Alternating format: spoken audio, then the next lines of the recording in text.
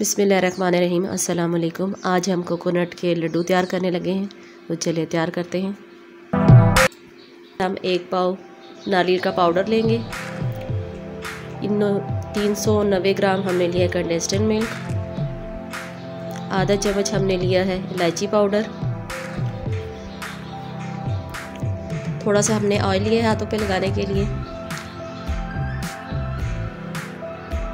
अब ये हम कंडेंस्ड मिल्क इसमें ऐड करेंगे। इसको सारा नहीं हम ऐड करेंगे, हाफ डाला है, और अच्छी तरह से हम इसको मिक्स कर लेंगे। अच्छी तरह से मिक्स करेंगे। अब इसमें हम इलायची पाउडर शामिल करेंगे।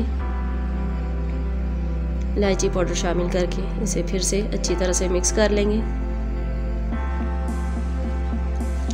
अब हाथों पे हम ऑयल लगाएंगे। ऑयल लगाने के बाद अब हम लड्डू तैयार करेंगे।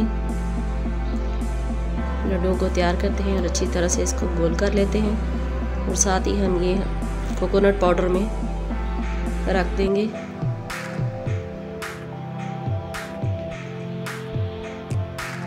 कोकोनट पाउडर में अच्छी तरह से इसमें लगाएंगे इसे, और बाकी भी हम सारे लड्डू इसी तरह से तैयार कर लेंगे। ये देखिए कितने अच्छे से हमारा लड्डू तैयार हो गया है। इसी तरह सारे लड्डू तैयार कर लें।